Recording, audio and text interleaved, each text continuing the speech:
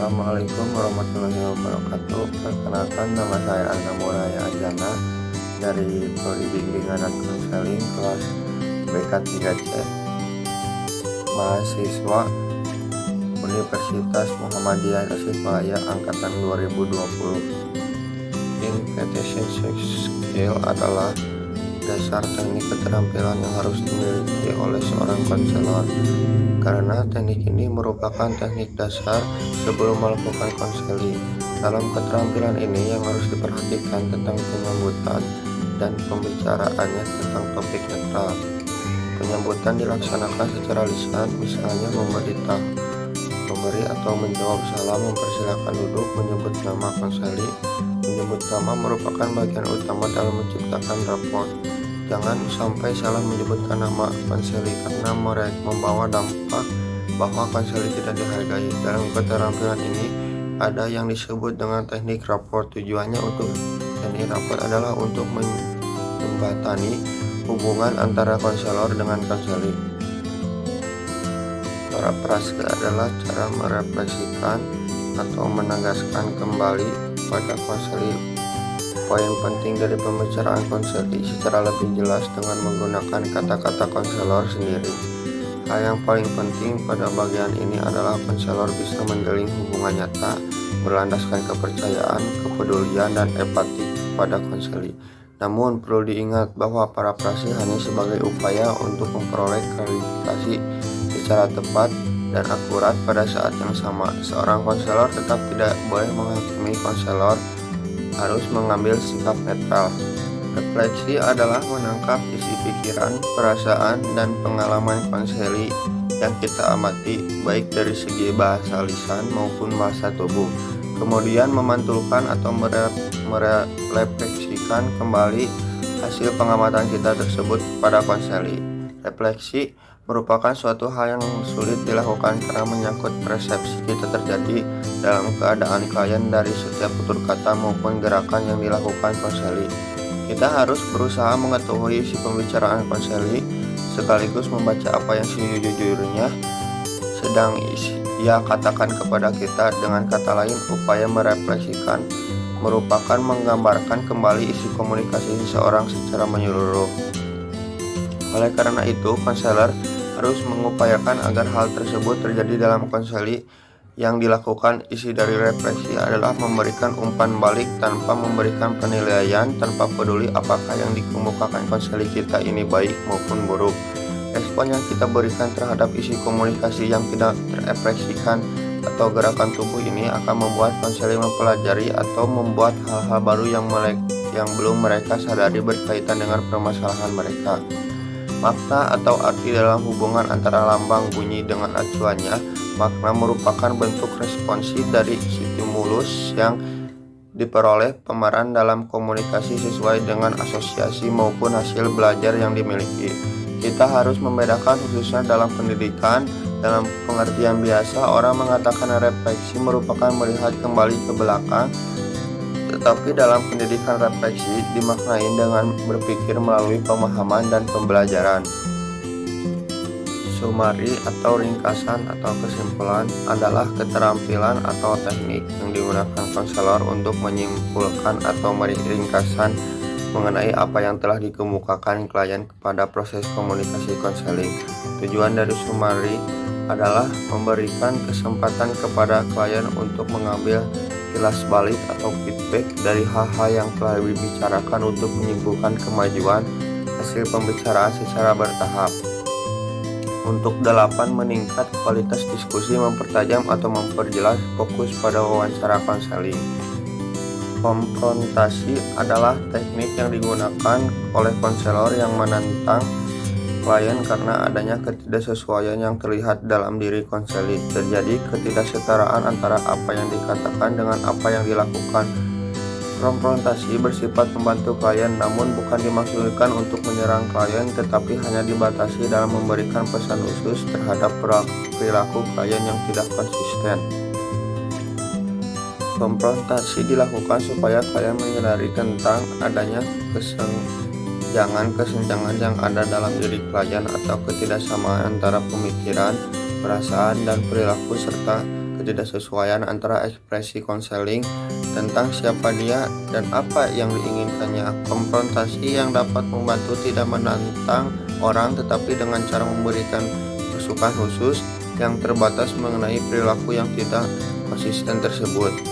Menurut Haryastuti dan Darmianto 2007 halaman 54 mengemukakan bahwa tujuan konfrontasi adalah untuk mengenali pesan-pesan klien yang tidak konsisten serta bertujuan untuk mengeksplorasi cara lain dalam upaya memahami diri klien. Dari pendapat ahli di atas dapat diketahui bahwa konfrontasi ditunjukkan untuk mengenali pesan klien yang tidak konsisten guna untuk meningkatkan komunikasi yang terus terang. Penetapan tujuan atau goal setting adalah sebuah teori kognitif dengan dasar pemikiran bahwa setiap orang memiliki suatu keinginan untuk mencapai hasil spesifik atau tujuan yang diharapkan dapat tercapai. Goal setting adalah penetapan target atau tujuan dari seseorang secara sadar yang mana seseorang tersebut ingin meraih atau memperoleh. Hal terpenting dalam penetapan tujuan goal setting adalah hubungan antara sesuatu yang disadari dengan maksud dan tindakan yang mengarah pada tugas yang direncanakan. Tipe-tipe penentuan tujuan ada beberapa macam tipe penentuan tujuan dan setiap tipe penentuan tujuan merupakan makna serta fungsi yang berbeda-beda. Menurut Seiges dan kawan-kawan 2004, perbedaan utama diantaranya tipe-tipe penentuan tujuan tersebut adalah bingkai instruksinya atau tujuan yang dibuat. Goal teori membagi tujuan menjadi beberapa tujuan antara lain learning goal, performance goal, and do your best goal atau general goal. Pengertian kognitif behavioral therapy. Kognitif behavioral therapy atau CBT adalah psikoterapi yang mengintegrasikan dua pendekatan, yakni terapi kognitif dan terapi perilaku atau behavior. CBT adalah bentuk perawatan psikologis yang paling banyak digunakan para praktisi serta diteliti oleh berbagai pihak. Teori kognitif sendiri merupakan terapi yang bertujuan untuk mengubah cara berpikir individu yang sesuai keliru dan menjadi suatu hal yang mengkhawatirkan. Sebagai contoh, pemikiran yang tidak tepat tersebut seperti berpikir bahwa seseorang tidak dihargai oleh kelompok tertentu sehingga membuat individu tersebut menjauh. Kelompok yang belum tentu benar tidak menghargainya. Dengan memberikan teori kognitif, diharapkan klien mampu merespon pemikiran yang kurang tepat tersebut dengan lebih rasional, sehingga pemikiran dan perilaku mereka lebih efektif. Apabila teori kognitif lebih menyasar pada cara berpikir, maka lain halnya dengan terapi perilaku atau behavioral terapi. Terapi ini memiliki tujuan untuk mengajarkan individu mengubah perilakunya, seperti mengubah cara perilaku yang dirasa kurang tepat sehingga individu yang bersangkutan dapat lebih nyaman dan menjalani kesehariannya. Manfaat CBT. Manfaat CBT dalam proses terapi diharapkan dapat mampu memperbaiki pemikiran yang tidak tepat serta mengubah perilaku yang salah pada individu tersebut. Dalam penerapan terapi perilaku kognitif, pertama-tama diharapkan gejala yang dialami klien dapat membaik dan lebih jauh lagi diharapkan keberfungsian klien tersebut dapat membaik dari waktu ke waktu. Penerapan kognitif behavioral terapi dalam praktik di lapangan. Terapi perilaku kognitif diberikan oleh konselor, psikolog maupun terapi melalui berbagai bentuk konseling atau terapi secara individu maupun kelompok, baik face to face atau online.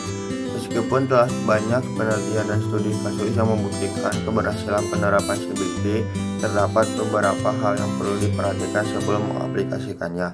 Contohnya, terapi ini tidak cocok untuk klien dengan riwayat cedera otak yang mengakibatkan gangguan berpikir rasional. Selain itu, terapi ini memerlukan partisipasi aktif dan kerjasama serta waktu yang tidak sebentar untuk mencapai tujuan yang diinginkan.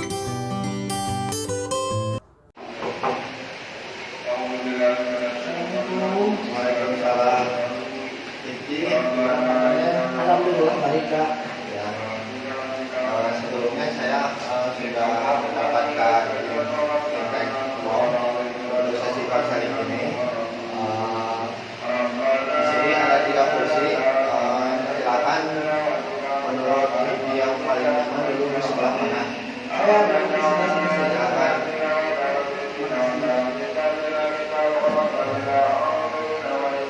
kalau bisa terus, kalau boleh tahu saya boleh duduk di sebelah sini.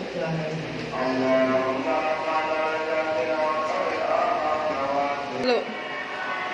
Izin memperkenalkan diri, saya Anwar Harayana sebagai konselor.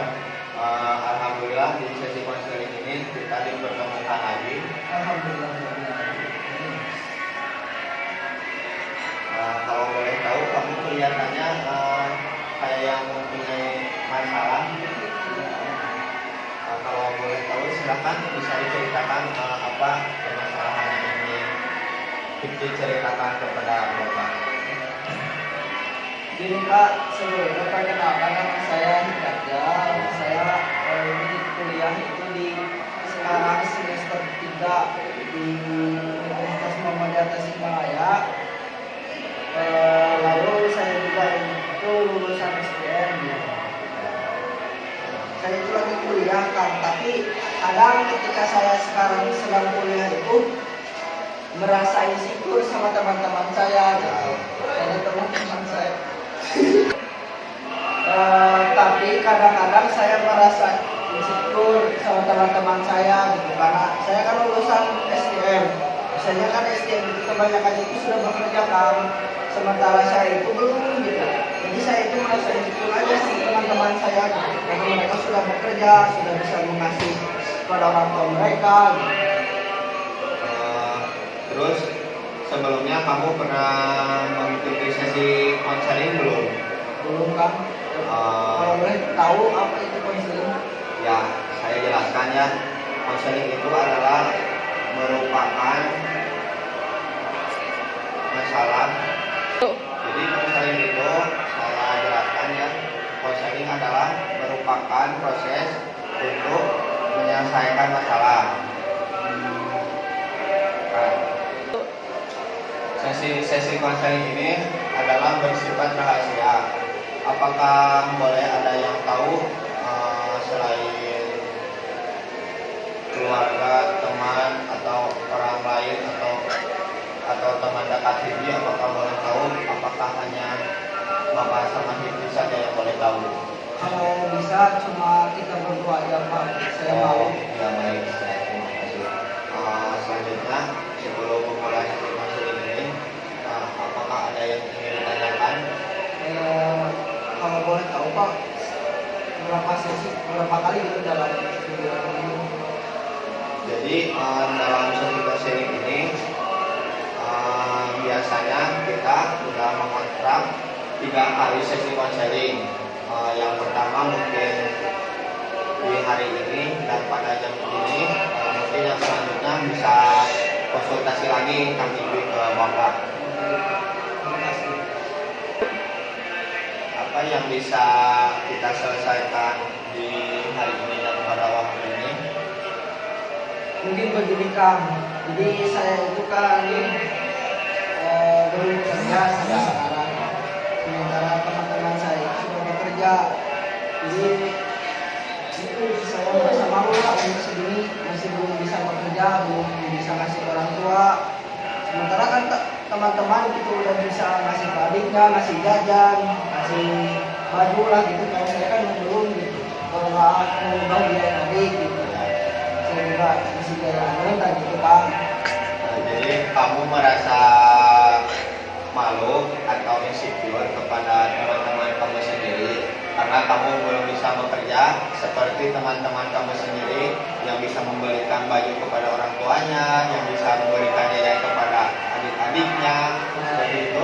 Iya Kang,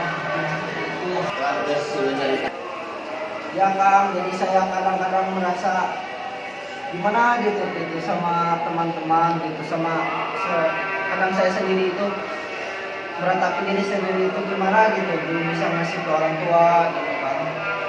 Oh iya, jadi kamu merasa sedih kepada diri kamu sendiri karena teman-teman kamu sudah bisa bekerja, sudah bisa menghasilkan uang sendiri, dan sudah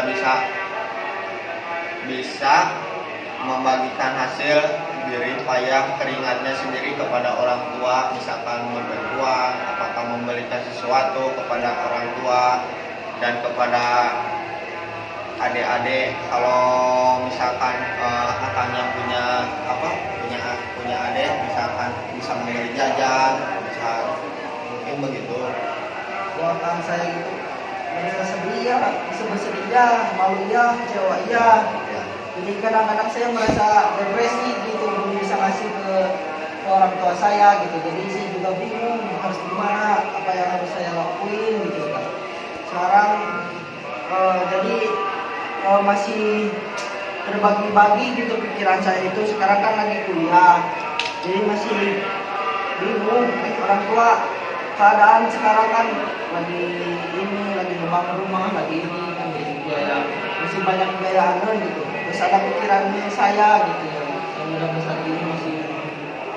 Lalu perasaan kamu yang ingin dirasakan setelah kamu mencurahkan hati kepada Bapak, bagaimana perasaan kamu sekarang?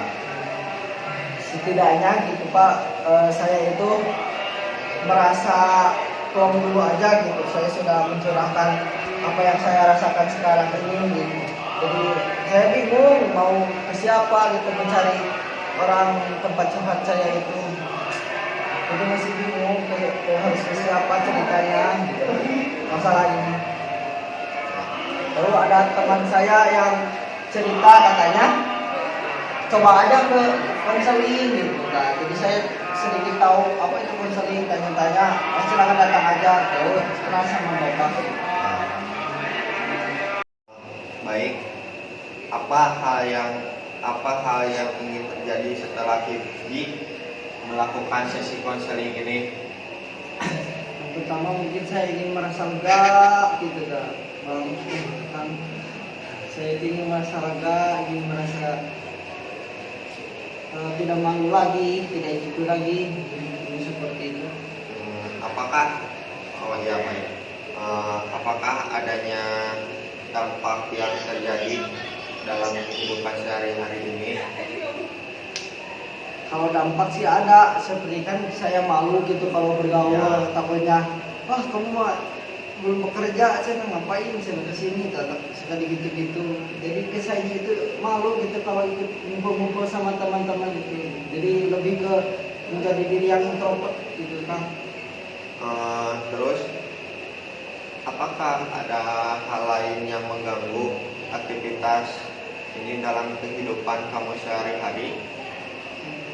Mungkin ya dari rasa malu sama yang lain, terus rasa jadi malas bergaul, jadi kurang bersosialisasi.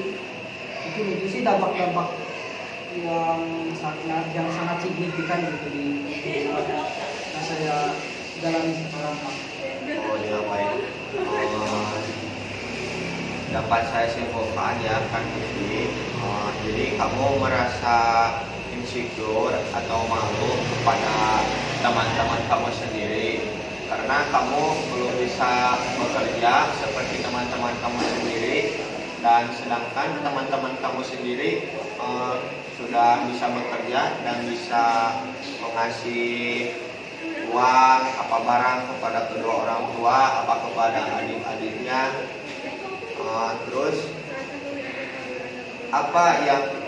Terus apa hal yang ingin disampaikan setelah kamu melakukan sesi konseling ini? Mungkin saya tidak mau lagi jadi diri yang insecure, jadi diri yang pemalu, jadi diri yang introvert. Jadi tidak mau yang menjadi yang itu lagi, mau jadi yang dulu lagi gitu, jadi bergaul lagi, bersosialisasi lagi. Oh iya. Maaf ya, kalau boleh tahu hal yang seperti yang dulu lagi itu gimana maksudnya? Lebih ke yang bersosial tinggi gitu, nongkrong lagi sama teman-teman gitu. Kalau boleh tahu kalau bisa disebutkan istilahnya bisa ngeliwet barang lah gitu, nongkrong sama teman-teman, sama tetangga, sama bapak-bapak ngaronda. Iya mungkin seperti lagi tampil sekarang malu kalau ikut kumpul-kumpul gitu. Jadi senang kamu macam gawe channel kumpul tanya. Iya, ya. Baik. Terima kasih ya Hikbi telah melakukan sesi konseling kepada saya. Semoga apa yang disampaikan saya kepada Kang Hikbi dapat bermanfaat baik khususnya bagi Hikbi dan bagi saya. Dan untuk masalah ini saya tidak akan memberitahu orang lain, terutama kalau yang boleh tahu saya dan Kang Hikbi sendiri. Untuk sampai sini saja sesi konseling ini kita akhiri dengan bacaan alhamdulillah. Alhamdulillah ya.